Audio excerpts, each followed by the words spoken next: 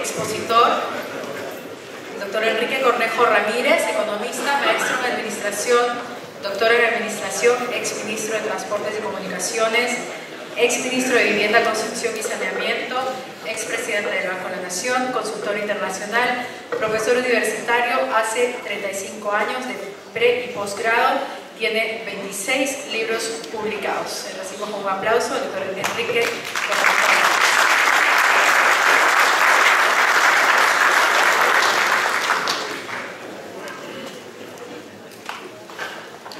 Muy buenas noches. Yo sí voy a tratar de cumplir exactamente el tiempo. En primer lugar, muchas gracias por la invitación. Y en segundo lugar, felicitaciones por generar en medio de un debate político, porque una campaña política es eso, genera debate político y está bien, un espacio de debate técnico. Creo que los políticos tenemos que aprender a generar espacios para que escuchemos a los expertos. Y los expertos también tienen que tener la habilidad de generar condiciones políticas para que se puedan desarrollar sus buenas recomendaciones. Y creo que este espacio es uno de ellos y por eso los felicito. Como tengo 20 minutos nada más, entonces voy a limitarme a hacer algunas reflexiones. No voy a hacer un planteamiento general de lo que tenemos. Sí los invito a revisar en la página web nuestra, donde está nuestro plan integralmente. Pero creo que este es un excelente momento para pensar sobre Lima, su situación, su futuro. Pero permítanme, esto no es peyorativo. Creo que hay tan buenos estudios que a nivel de acción debemos dejar de ver a Lima como una visión pequeñita, como una visión de aldea. Muchas de las formas y las acciones que tomamos como decisiones políticas en la práctica no recogen lo que dicen los estudios. Yo voy a limitarme solamente al tema del transporte en un momento para demostrar lo que estoy diciendo. Pero también quiero decir como segunda reflexión general que ha llegado el momento pues de mirar a Lima en una perspectiva grande, en una perspectiva de metrópoli que queremos que sea, o que ya en la práctica a su manera va a gestarnos. Y porque tenemos algunos desafíos muy concretos. Queremos llegar a los Juegos Bolivarianos del 2019 o queremos que nos quiten la sede. ¿Queremos tener la celebración del Bicentenario como nos merecemos? ¿O queremos llegar corriendo y haciendo obras a último minuto para ver si cumplimos algo del protocolo?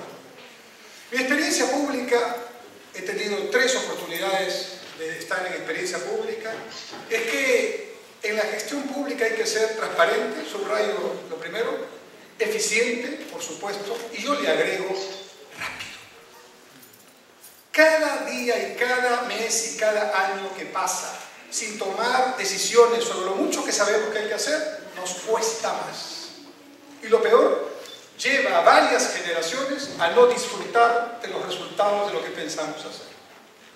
Yo creo que la política de este tiempo, y en Lima en particular y en el Perú, también debe postular no solo hacer obras, sino hacerlas de tal manera, con tal rapidez, pero bien hechas, que la generación actual también las pueda disfrutar. Y eso es pensar en las personas al hacer política pública. Estoy de acuerdo en mirar a Lima y Callao como una integridad. Finalmente, el aeropuerto nuestro está en el Callao, el puerto del Perú y de Lima está en el Callao, y finalmente una línea divisoria absolutamente artificial nos une, en realidad no nos desune supuestamente, pero en realidad debemos mirar como una sola esta ciudad, que por cierto tiene población y territorio mayor a varios países, obligación adicional para mirarla de esa forma. Somos la única capital de América del Sur que tiene mar. Es un privilegio que aprovechamos muy poco. Tenemos una excelente oportunidad. Por fin nuestro mar, el mar de Grau, va a estar limpio. Ya está funcionando la Taboada. Pronto empezará a funcionar la China. Todo el agua, o el desagüe más bien, que producimos, 22, 23 metros cúbicos por segundo, va a ser tratada. Por fin el mar va a estar limpio. Aprovechemos esa circunstancia para generar espacios públicos que permitan que los limeños y nuestros visitantes aprovechemos el mar. Generemos playa. No hay playa en la Costa Verde. Hagamos de la Costa Verde una Costa Verde que vaya de Ancón a Pucusana. No hay límite que ahora tiene. Y no la pensemos como una vía alternativa para que los autos lleguen más rápido al punto de destino. Pensemos en las personas. generemos una cuestión planificada de acción. Si la línea 2, tema que puedo discutir en otro momento, va a generar 35 kilómetros de 25 metros de profundidad, ustedes saben mejor que yo toda la cantidad de tierra que va a salir de allí. Muy bien, de frente a la zona de la Costa Verde para ampliar y ganar espacio al mar y generar de esa manera una manera concreta de solucionar el problema que no sé por qué no se ha solucionado hasta ahora de los acantilados y de los taludes no estabilizados. El primer día que yo llegue al municipio de Lima, los convoco. Hago un concurso para que vengan los especialistas y que digan técnicamente cómo estabilizar los taludes. Yo sé convocar a los técnicos. Cuando fui ministro de Transportes, trabajé con los profesionales más destacados que encontré y convoqué a muchos otros independientes. Y hay taludes 10 veces más complejos en la IRSA Norte, que va entre Paita y Olivaguas, que están absolutamente estabilizados. Y entonces yo no veo que eso sea un problema técnico, ni financiero. Es un problema de tomar la decisión y convocar a lo que sabe. Y luego veremos qué hacemos. Si estabilizamos el talud y provocamos que frente al malecón hayan espacios verdes ganados obligatoriamente para que nadie se perjudique, de repente podemos hacer que en esos taludes haya inversión privada que pueda lograr el objetivo y finalmente generar empleo e ingresos también, sin tocar la playa, por supuesto. Y de repente podemos hacer espiones para generar de alguna manera esa playa que todavía no hay. Se van a molestar un poco los tablistas, pero los tablistas tienen excelentes zonas para hacer tabla un poco más al norte o un poco más al sur. En consecuencia, mi punto es: tenemos que dejar la visión pequeña, la visión cortoplacista, la visión segmentada de las acciones que hay que tomar en Lima. Y tenemos que mirar a Lima como lo grande que es y que debe ser y que nos merecemos que sea. Ahora quiero tocar el tema del transporte porque por casualidad cuando llegamos estábamos en ese tema. Este es un ejemplo de cómo la visión pequeña ganaba. Fíjense ustedes, lo que ahora se llama reforma del transporte, estoy de acuerdo con toda reforma. Estamos en tal nivel de caos que hay que hacer definitivamente muchas cosas simultáneamente. Como ustedes saben mejor que yo, una ciudad que tiene 3 millones de habitantes ya debe tener una solución de transporte rápido y masivo. Lima y Callao tienen cerca de 10. Si contamos cuando tenían 3 millones de habitantes, entonces estamos 40 años atrasados. Esa es la mala noticia. Porque claro, hacer obra grande en medio de una ciudad, y créanme que yo lo sé, irse al norte, irse al sur, obras en el puerto del Callao ganándole espacio al mar, línea 1 del tren eléctrico, que por suerte me tocó dirigir, son obras, por lo menos el tren, que se hace en medio de una ciudad que está, digamos, trabajando, viviendo, que no deja de actuar. Es diferente hacer una obra a tiempo, cuando tienes los espacios, cuando no tienes las interferencias, cuando de alguna manera puedes hacer lo que tienes que hacer bien. Aquí tú no sabes lo que vas a encontrar, ¿no? Y yo aprendí, cuando fui ministro de Transportes, que el mejor expediente técnico no existe. Puede haber un expediente técnico bastante bueno, pero nunca vas a poder tener la perfección en cuanto a encontrar qué es lo que hay adentro, qué retos te presenta la geografía o el suelo, etcétera, etcétera. Y por lo tanto, hay que tener la capacidad de ir con una gestión flexible para adaptarse a los requerimientos de cada obra. En transporte, tomamos la decisión, tardíamente, pero tomamos la decisión de seguir el modelo colombiano, el modelo de los COSAC. Tenemos ahora un COSAC, todavía no ha empezado a hacer concesión. No ha empezado la concesión porque todavía falta terminar las obras. Un COSAC. Bogotá tiene 8 COSACs funcionando. ¿Saben cuál es el problema que hay en Bogotá en este momento, mi querido Lucho? ¿Sabes cuál es el problema en Bogotá? Tú lo sabes mejor que yo. El problema en Bogotá es que ahora quieren hacer metro. Y resulta que ya no pueden hacer el metro con la facilidad y a los costos que corresponden porque llenaron de cosas Bogotá. Y entonces nosotros tomamos el modelo del COSAC y lo aplicamos aquí con el metropolitano. Y claro, por supuesto que el metropolitano, frente al caos que tenemos, es una opción que nos ahorra 30 minutos, nos ahorraba. Porque ahora los 30 minutos que ganamos cuando estamos dentro del bus, los perdemos en la hora que hacemos cola para llegar al bus. Colapsó. Y no podría ser de otra manera, los números son clarísimos. Un alimentador como este Corredor Azul, estamos hablando de 8.000 personas día recorrido.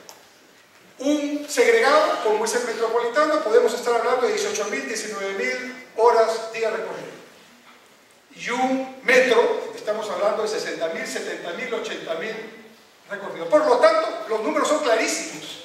El sistema de transporte rápido y masivo que una ciudad como Lima necesita urgentemente debe basarse, y de una vez, digámoslo, en el estructurador que se llama el Metro de Lima y Callao, que tiene por el momento 6 líneas desarrolladas, pero que con toda seguridad tendrá 10, 12 cuando esto siga caminando. ¿Cómo lo hacemos? Yo tengo ahí una propuesta. Tuvimos una experiencia que no fue una experiencia rápida, tuvimos nuestro aprendizaje como Estado. El aprendizaje por el medio del cual perdimos algún tiempo en la línea 1, aparte de los tiempos políticos que impidieron que esto continuara, fue que no podemos trabajar con un riesgo alto una obra de esta envergadura. Y entonces decidimos dividir el riesgo y planteamos un concurso oferta, que todo el sector privado trabaja. Yo sugiero que las líneas futuras, la 2 ya está con su propia concesión y su propio modelo, pero a mi juicio se va a demorar mucho. Si hacemos bien la 3, la 4, la 5 y la 6, las hacemos antes que la 2, por concurso oferta. Y de manera tal que podamos, con todos los cuidados necesarios, garantizar por lo menos que 18 a 24 meses de concursos, porque hay concursos dobles cuando se hace el sistema tradicional, ya no se hagan y se garantice muchas cosas que no es el momento de comentar, pero que ya están debidamente, digamos, demostradas. Entonces, el metro es el estructurador. Los corredores segregados de buses son complementarios. Los alimentadores cumplen su función. Los sistemas de taxis organizados. Los trenes de cercanías, que yo fui el primero en plantear en esta campaña y ahora veo con bastante agrado que me están diciendo casi todos los candidatos. Y además lo acabo de leer en este plan 2035. Muy bien, trenes de cercanías, perfecto. Pero con visión integral. Ahora voy a la crítica. Estamos haciendo un corredor azul o un corredor azul. ¿Alguien se ha preguntado por qué el corredor tiene ese trazo? ¿Alguien se ha puesto a pensar que el trazo del llamado corredor azul en el tramo entre Arequipa, Garcilaso y Tacna es el mismo trazo de la línea 3 del metro de Lima y Callao? De la 3. ¿Alguien le ha dicho a los señores que han ganado el concurso de la concesión, que está empezando en prueba blanca, que dentro de 2 o 3 años van a tener una menor demanda que la que le han dicho que van a tener? ¿Alguien se ha preocupado de mirar esto con un criterio sistémico, integral, con perspectiva? Yo estoy hablando de una crítica de fondo, no estoy yendo al tema de las colas y que los buses están pintados, ya. Estamos en un ambiente técnico, digamos las cosas como tienen que decirse. Y entonces yo digo, este es un ejemplo de cómo no deben hacerse las cosas. Pero peor todavía, cuando se han discutido los trazos del metropolitano y del tren eléctrico, a veces la discusión ha estado quién debe ser el que debe marcar la pauta. Y se ha cometido el tremendo error de hacer el trazo del metro en línea 2 en función de los criterios del metropolitano. Señores arquitectos, es como si ustedes dijeran que la estructura y el sótano tienen que estar en función del segundo o tercer piso, algo así. Y entonces, realmente esto es un problema. Cuando dentro de algunos años la línea 2 esté funcionando, ¿no? Alguien va a preguntarse ¿por qué no hay estación en el Estadio Nacional? ¿Y saben cuál es la respuesta? No hay estación en el Estadio Nacional en la línea 2 porque el municipio pidió que la estación se acercara a la estación central del metropolitano. ¿Me pueden creer? Y ahí está, ya está así. ¿Alguien se ha preguntado ese cambio de trazo qué significa en términos prospectivos de visión sistémica? Que ya no se puede hacer la vía expresa norte, que está proyectada. Así como tenemos la vía expresa sur, que lleva el San Juan hasta la Panamericana Sur, hay un proyecto para, en el término del Paseo Colones, ¿no? donde se termina la vía expresa actualmente, se haga un sumergido, ese sumergido vaya hasta Alfonso Ugarte y hasta Alfonso Ugarte tome la Panamericana Norte. Ya no se puede hacer, porque el trazo de la línea 2 ya cortó la curva correspondiente. ¿Alguien se ha puesto a pensar en esos temas? En consecuencia, el tema de transporte es un excelente ejemplo de cómo no tenemos que hacer las cosas. Ya ha llegado el momento ya de tener una visión sistémica, una visión integral, una perspectiva de largo plazo. Rápidamente, ¿cuánto me queda, por favor? Suficiente para hacer 2 o 3 reflexiones. Muy bien. Una reflexión sobre la Lima Ciudad Jardín, que no es jardín. Ustedes saben que la Organización Mundial de la Salud dice que debe haber al menos 8 metros cuadrados por habitante. El promedio en Lima, en los distritos más, digamos, verdes, puede estar bordeando los 5, tal vez un poco más metros cuadrados. Y en los distritos menos verdes, 1, 1,5. En conclusión, tenemos un gran déficit. Yo propongo una cosa muy concreta y espero que ustedes estén de acuerdo o que le enriquezcan.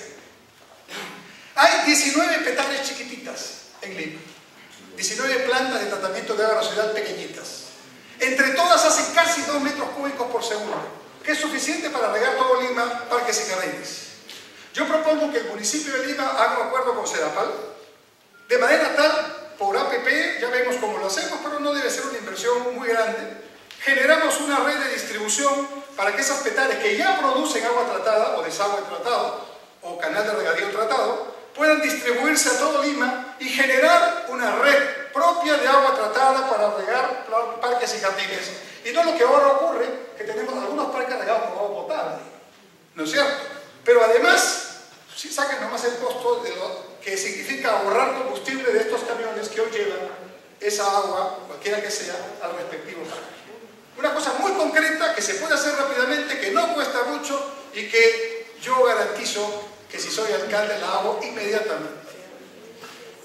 Efectivamente, por varios de los temas que hemos escuchado aquí, el próximo alcalde de Lima tiene la obligación de tratar con los 43 distritos, con el gobierno nacional en las instancias correspondientes, con la provincia de Huarochirí, con la provincia del Callao y coordinar. Tenemos que aprender a escucharnos y a coordinar. No se hacen las cosas solamente porque se tienen que hacer. Hay que saber crear las condiciones y los espacios para consensuar.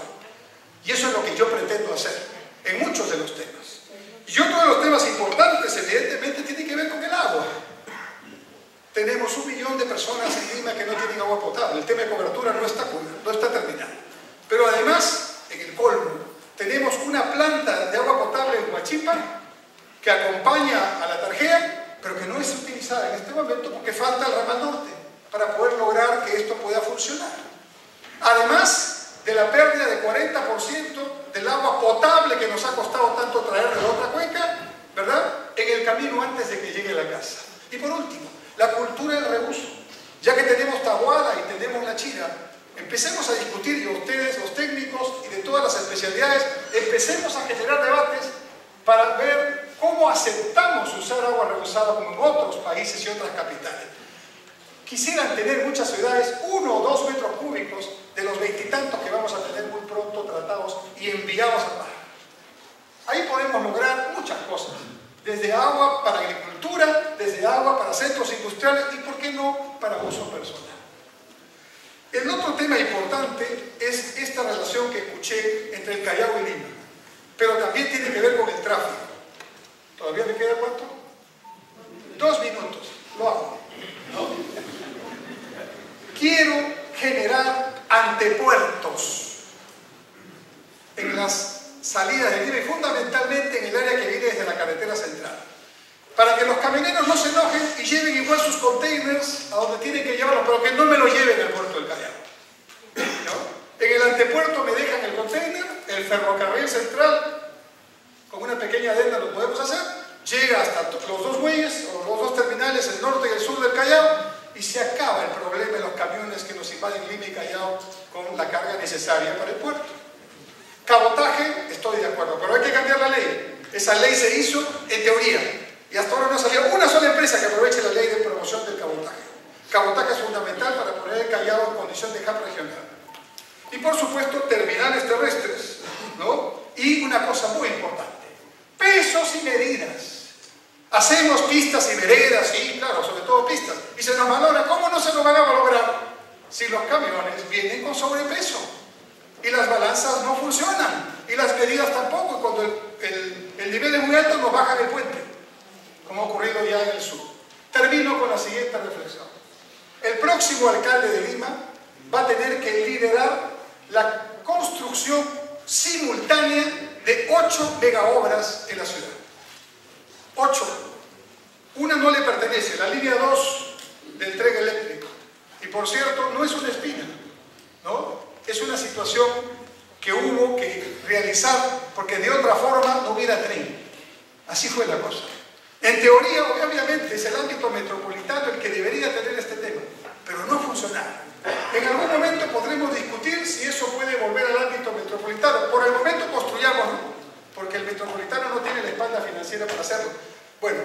2 del tren, ya está.